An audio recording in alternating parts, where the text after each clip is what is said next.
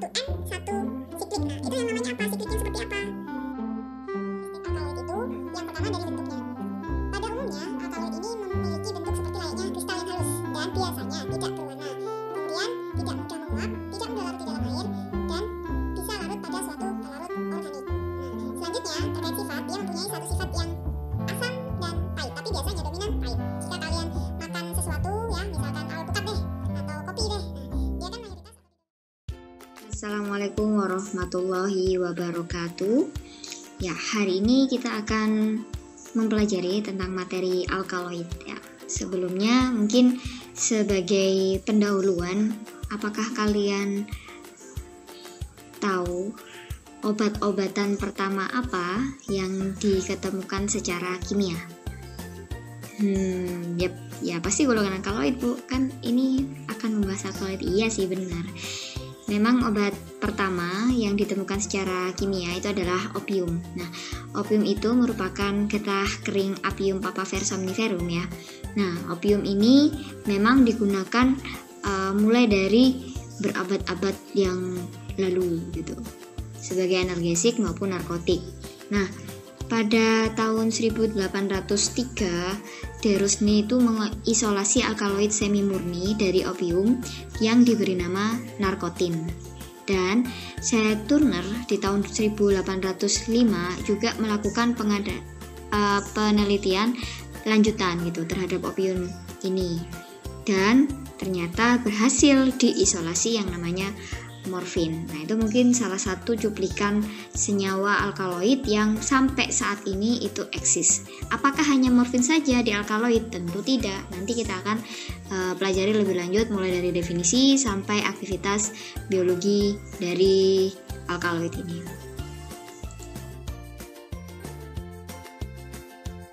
Di sini ada beberapa chapter yang akan disajikan. Mulai yang pertama adalah definisi, karakteristik, fungsi,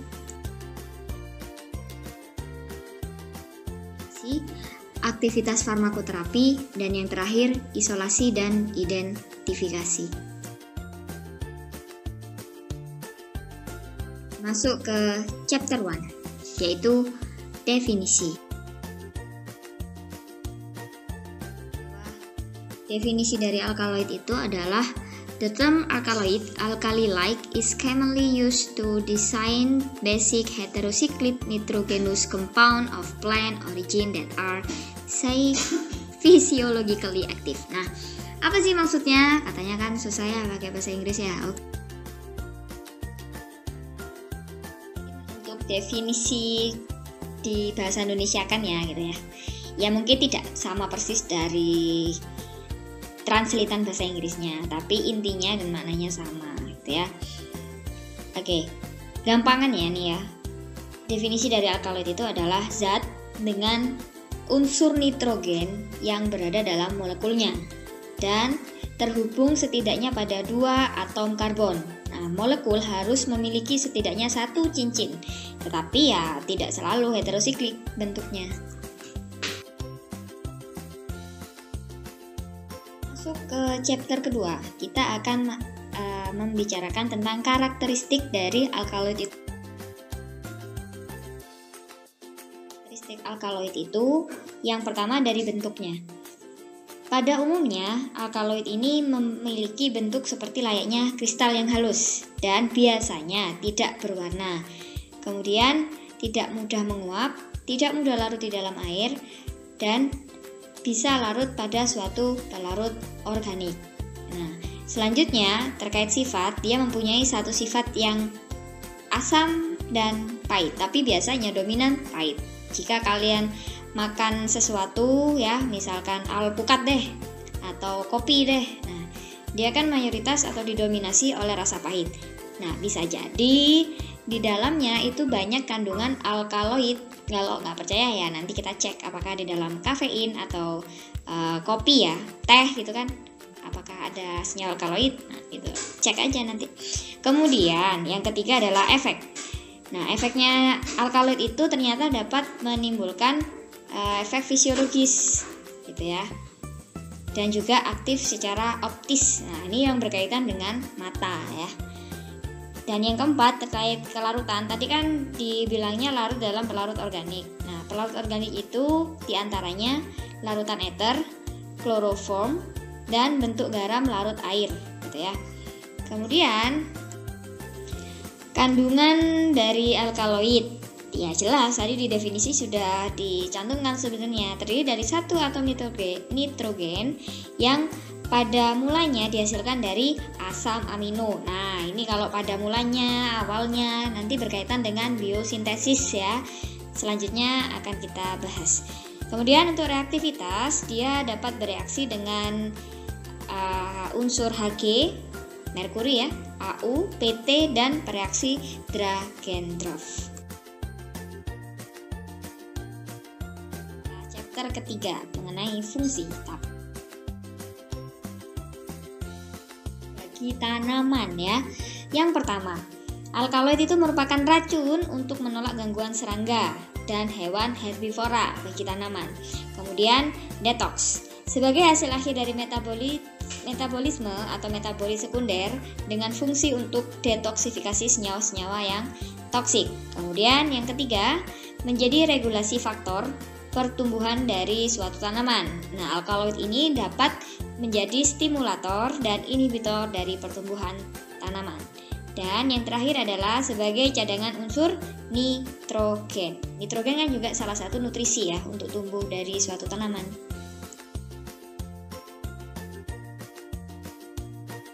Adalah klasifikasi dari kategorisasi atau klasifikasi ya sama aja sih sebenarnya. Itu alkaloid dibagi menjadi 3 berdasarkan biosintesisnya, ikatan nitrogennya, dan rumus kimia struktur inti. Itu dulu yang dipahami. Bisa menjelaskan nih setiap kategorisasi klasifikasi dari alkaloid itu dibedakan berdasarkan biosintesisnya. Nah, di sini contoh, salah satu contoh saja ya. Bagaimana quinolizidin, piperidin, lycopodium dibentuk dan bagaimana indolizidin alkaloid juga terbentuk ya. Seperti yang disampaikan di awal bahwa biosintesis dari alkaloid tidak hanya ini saja gitu ya. Tapi saya rasa ini yang patut untuk dieksplorasi awal ya. Adapun misalkan kita ada kesempatan lain, nanti kita coba diskusikan bagaimana proses biosintesis dari pathway yang lain gitu ya.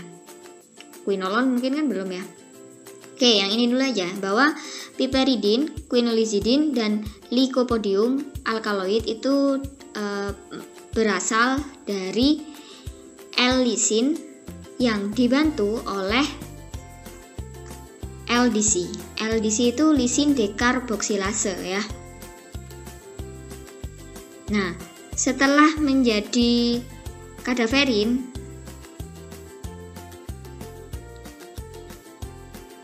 deaminasi oksidatif kadaverin itu oleh CuAO atau tembaga amina oksidase menghasilkan 5 aminopentanal yang secara spontan disikluskan ke basis SIF menjadi sigma 1 piperidin. Ya, dari sinilah dia menjadi bahan dasar atau inti dari golongan alkaloid quinolizidin, piperidin, dan lycopodium. Oke. Selanjutnya untuk alkaloid indolizidin itu terbentuk dari L-lisin yang melalui asam L-pipekolik yang dibentuk melalui aldehid dan SIF base dengan retensi nitrogen dari gugus asam alfa amino. Ya.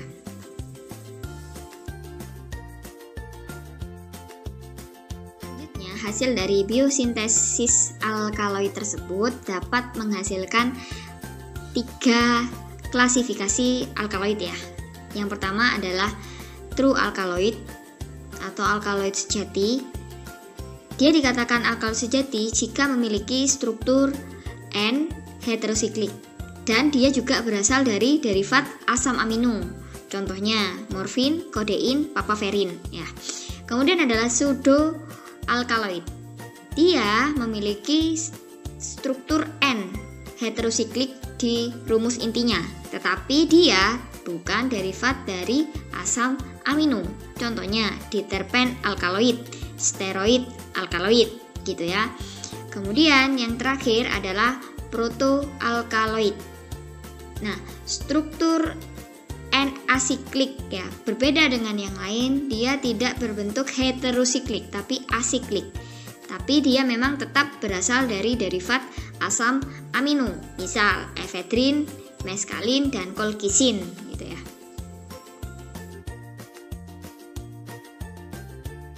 Klasifikasi alkaloid dari biosintesis, kita beralih ke klasifikasi alkaloid dari cincin heterosiklik nitrogen. Oke, yang pertama ada yang namanya piridin, golongan piridin ya. Jenis alkaloidnya dari piridin ini ada arekaidin, arekolin, trigenolenin, nilin maksudnya, piperin, koniin, dan lain-lain. Bisa kalian baca di sini. Begitupun untuk pyrrolidin, tropen, quinolin, dan isoquinolin. Ini adalah grup-grup besar berdasarkan jenis cincin heterosiklik nitrogennya yang ada N-nya. Ya.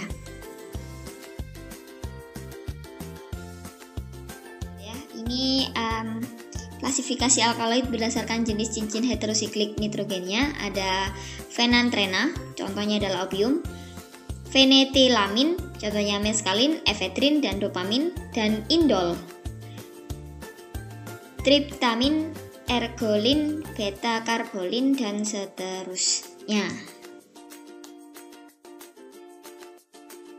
Sekarang kita masuk ke klasifikasi alkaloid berdasarkan rumus kimia struktur inti. Nah, di sini kalian mungkin akan lebih clear ya, kenapa alkaloid itu banyak sekali struktur intinya gitu kan.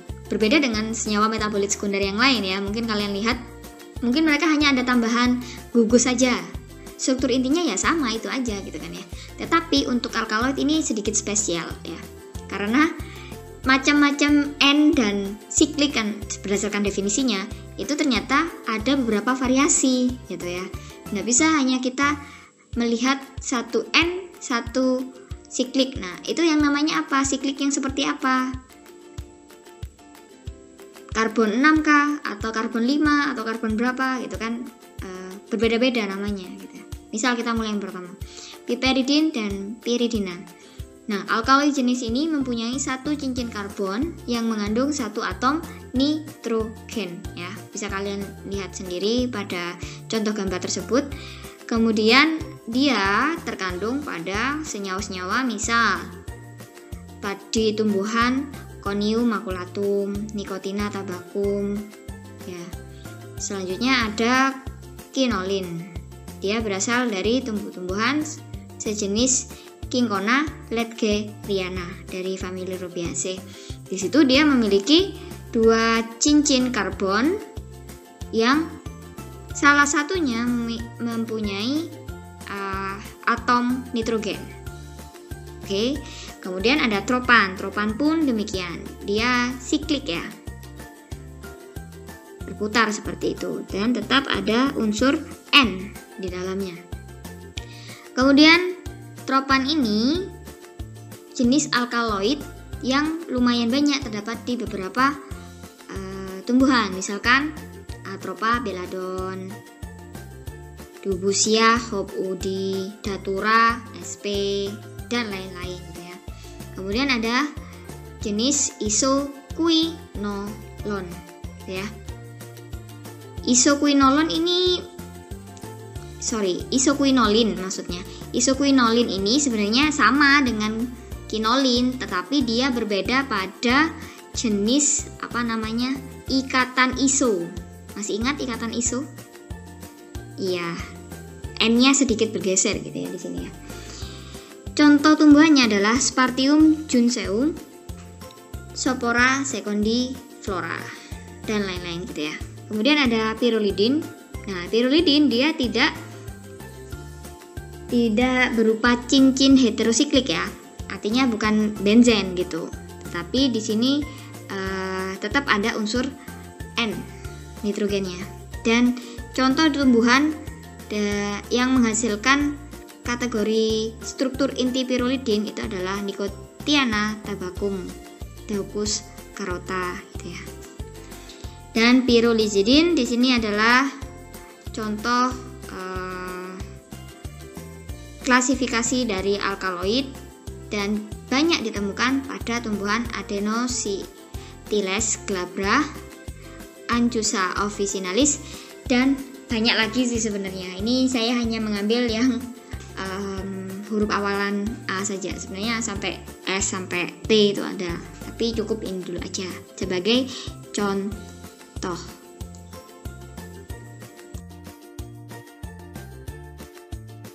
Klasifikasi alkaloid berdasarkan rumus kimia struktur intinya. Di sini ada indol dari tumbuhan Rauvolfia serpentin. Di sini dia juga memiliki 2 cincin karbon dengan 1 cincin indol gitu ya.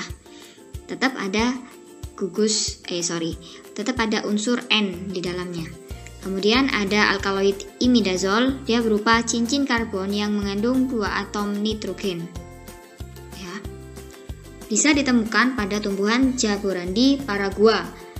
Selanjutnya ada alkaloid purin. Alkaloid purin ini mempunyai 2 cincin karbon dengan 4 atom nitrogen. Nah, ini contohnya ditemukan di kopi, Caffea arabica, Camellia sinensis, teh, Ilex paraguaricasis, dan seterusnya. Selanjutnya ada alkaloid lupinan. Seperti namanya, dia ditemukan di tumbuhan Lumpinus luteus. Nah, alkaloid lupinan ini mempunyai 2 cincin karbon dengan 1 atom N ya. Kebanyakan memang 2 cincin karbon gitu ya. Tapi yang membedakan adalah letak N pada struktur tersebut gitu. Oke, selanjutnya ada amina alifatik atau asiklik ya. Seperti namanya, dia tersusun secara alifatik dan bisa kita sebut sebagai asiklik juga gitu ya. Contoh dari tumbuhan yang menghasilkan alkaloid jenis ini adalah Lopopora sp, kemudian Colchicum autumnale, dan seterusnya gitu ya. Yang terakhir adalah alkaloid steroid. Dia mengandung 2 cincin karbon dengan 1 atom nitrogen dan 1 rangka steroid yang mengandung 4 cincin karbon.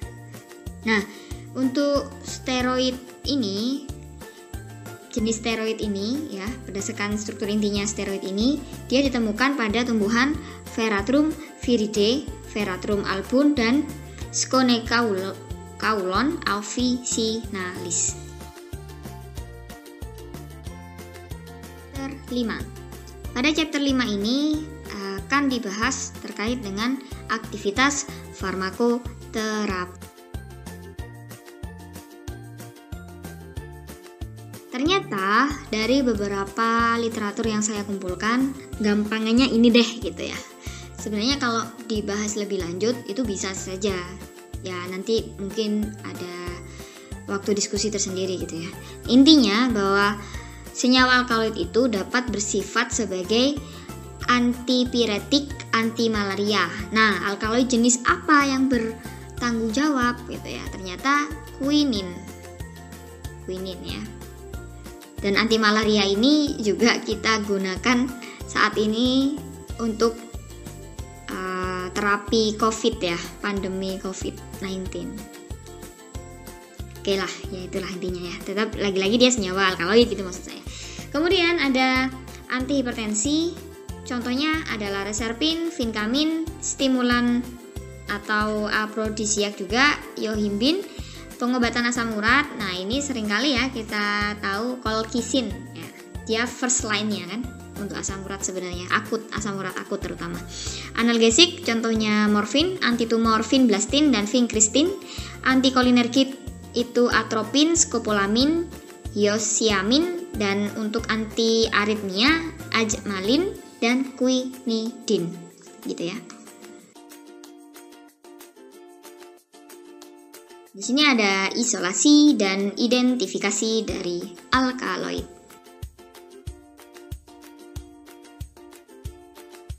Oke, seperti judulnya, chapternya, alkaloid itu dapat diisolasi melalui 2 metode ekstraksi. Apakah hanya 2? Tentu saja tidak, tapi ini yang paling mudah dan sering kita gunakan, terutama di di ranah pendidikan ya, yaitu metode sokletasi dan reflux. Sedangkan untuk identifikasi alkaloid itu bisa menggunakan beberapa macam reaksi. Paling gampangnya itu menggunakan reaksi pengendapan dan reaksi warna. Apakah hanya ini saja? Tentu tidak ya, tapi yang perlu diketahui sebagai dasar itu cukup ini dulu aja gitu ya. Sebenarnya ada identifikasi secara kuantitatif, kualitatif, dan seterusnya ya, yang melibatkan beberapa macam instrumen. Nah, tapi untuk yang sekarang akan dibahas hanya sampai pengendapan dan warna saja. Masuk ke isolasi alkaloid dulu ya, dengan metode pertama yaitu sokletasi ya. Seperti yang kalian ketahui bahwa sokletasi itu juga kan merupakan ekstraksi dengan pelarut yang selalu baru, umumnya dilakukan menggunakan alat khusus sehingga terjadi ekstraksi konstan dengan adanya pendingin balik atau kondensor. Kalau kalian pernah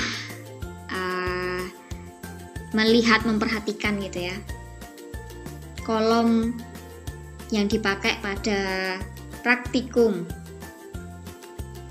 kimia organik kalau nggak salah ya, dulu itu pernah sintesis kafein kalau nggak salah, kafein dari teh. Nah, itu juga menggunakan sokletasi, tapi untuk yang kalian mungkin sudah diganti ya kompetensi dasarnya gitu.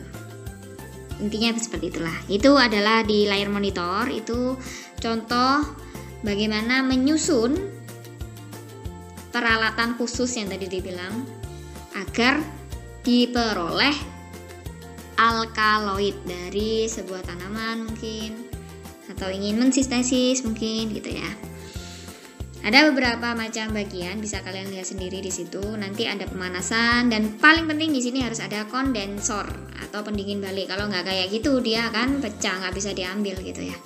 Jadi panas dingin di sini juga berpengaruh dalam proses isolasi dari alkaloid ini. Bagaimana sih caranya? Caranya ya sampel disimpan dalam alat soklet dan tidak dicampur langsung dengan pelarut dalam wadah yang telah dipanaskan, dan yang dipanaskan ini justru hanyalah pelarutnya.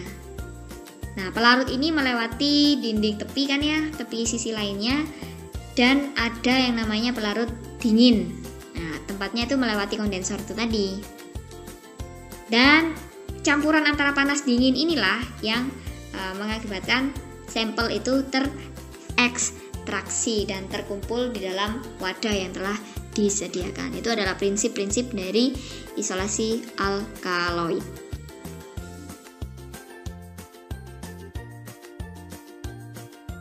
Nah, isolasi alkaloid ini lebih detail ya dijelaskan secara sokletasi. Yang pertama, prinsip sokletasi. Nah, penarikan komponen kimia yang dilakukan dengan cara serbuk simplicia ditempatkan ke dalam kelongsong yang telah dilapisi kertas saring sedemikian rupa. Kemudian ada cairan penyari dipanaskan dalam labu alas bulat sehingga terjadi penguapan dan dikondensasikan oleh kondensor bola menjadi molekul-molekul cairan penyari yang jatuh ke dalam kelongsong menyari zat aktif di dalam simplicia. Dan jika cairan penyari telah mencapai permukaan sifon, seluruh cairan akan turun kembali ke labu alas bulat melalui pipa kapiler hingga terjadi sirkulasi ekstraksi sempurna, ditandai bila cairan di sifon sudah tidak lagi berwarna atau tidak tampak noda jika ditotolkan pada KLT. Nah, sirkulasi ini telah mencapai 20-25 kali biasanya. Ekstrak yang diperoleh dikumpulkan dan dipekatkan. Baru kita uji apakah dia benar terdapat alkaloid, begitu ya. Nah, keuntungan dari metode sofletasi itu yang pertama, digunakan untuk sampel dengan tekstur yang lunak dan tidak tahan pemanasan secara langsung. Nah, karena di sini ada bantuan kondensor tadi ya, pendingin balik itu tadi. Digunakan pelarut yang lebih sedikit. Ya, karena sudah dipanaskan terlebih dahulu ya. Pemanasannya juga dapat diatur. Oke. Kemudian untuk kerugiannya. Nah, kerugiannya di sini dapat menyebabkan reaksi peruraian oleh panas ya.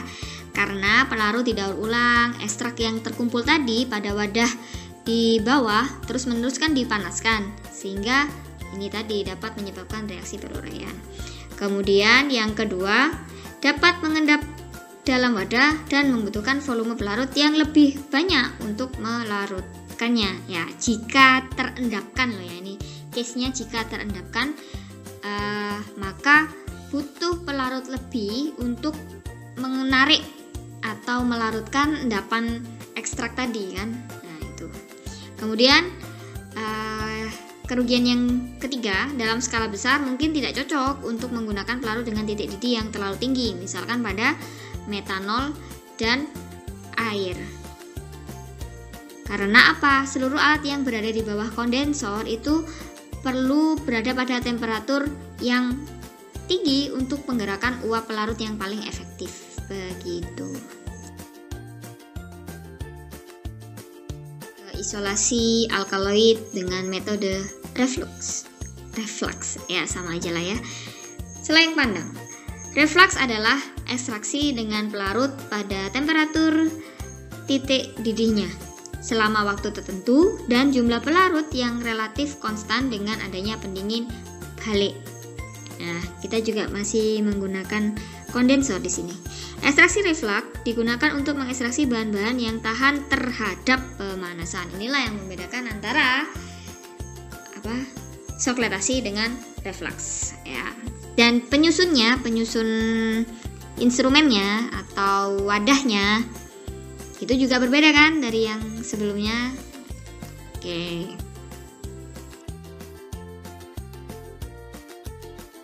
Di sini dijelaskan bahwa prinsip dari sofletasi itu adalah penarikan komponen kimia yang dilakukan dengan cara sampel dimasukkan ke dalam labu alas bulat bersama dengan cairan penyari lalu dipanaskan. Uap-uap cairan penyari terkondensasi pada kondensor bola menjadi molekul-molekul cairan penyari yang turun kembali menuju labu alas bulat. Akan menyari kembali sampel yang berada pada labu alas bulat. Demikian seterusnya berlangsung secara berkesinambungan sampai penyarian sempurna. Penggantian pelarut ini bisa dilakukan 3 kali ya, setiap 3-4 jam. Filtrat yang diperoleh kemudian dikumpulkan dan dipekatkan. Adapun keuntungan jika memilih metode sofletasi yaitu dapat digunakan mengekstraksi sampel-sampel yang mempunyai tekstur yang kasar dan tahan pemanasan secara langsung, artinya dia tidak mengurai, tidak rusak jika terjadi pemanasan. Tetapi kerugiannya dia membutuhkan volume total pelarut yang lebih besar dan sejumlah manipulasi dari operator terkait penampungan dari ekstrak tadi maksudnya ya. Karena terus-menerus harus ditambahkan kan secara kontinu, konstan dan diganti. Setelah isolasi didapatkan, kita harus mengidentifikasikan apakah dia memang alkaloid atau bukan gitu kan ya. Kita cek dengan cara apa? Pertama, dengan reaksi Dragendorf. Nah, mungkin reaksi ini sudah tidak asing lagi bagi Anda semua ya, karena sudah dilakukan percobaan ya di lab kemarin kan. Nah, Dragendorf itu juga sendiri mengandung bismut nitrat dan merkuri klorida dan lam nitrit cair itu intinya. Nah, caranya gimana? Caranya sampel ditambahkan aja reaksi Dragendorf ini, kemudian dilihat secara pengendapan ya. Namanya juga reaksi pengendapan di sini. Jika endapannya berwarna jingga, maka dia positif terdapat alkaloid di dalamnya. Kemudian reaksi pengendapan yang kedua. Nah, ini juga kalian sudah pernah coba kan? Kalium iodida dan merkuri klorida. Itu isi dari pelarut atau pereaksi Mayer. Caranya gampang aja, sampel ditambahkan pereaksi Mayer, maka akan timbul endapan kuning. Kalau iya, maka dia positif alkaloid. Atau larutan kuning bening itu jika ditambahkan alkohol atau etanol, dia dapat melarut kembali. Tuh. Kemudian untuk reaksi pengendapan yang ketiga yaitu reaksi Burchard atau Bouchard, ya sama aja ya. Dia isinya apa sih pereaksi itu? Kalium iodida dan iod. Sampel tambahkan pereaksi tersebut. Jika dilihat diamati terdapat endapan coklat merah, maka dia akan positif sebagai alkaloid dan dia akan larut jika ditambahkan etanol. Baik, selanjutnya adalah identifikasi alkaloid tetapi dengan reaksi warna. Di sini ada 3 juga, reaksi dengan asam kuat. Asam kuat ini bisa kalian gunakan H2SO4 pekat atau HNO3 pekat. Jika dia berwarna kuning atau merah, maka dia positif alkaloid. Kemudian ada reaksi Marquis. Nah, Marquis ini isinya apa? Isinya itu formaldehid dan H2SO4 dengan perbandingan 1:9. Gampang aja, sampel ditambahkan reaksi tersebut. Jika warnanya jingga, maka dia positif alkaloid. Dan yang terakhir ada reaksi warna azo. Sampel ditambahkan diazo A 4 bagian dan diazo B 1 bagian, ditambahkan NaOH, dipanaskan dan ditambah amil alkohol. Jika dia berwarna merah, maka dia positif alkaloid.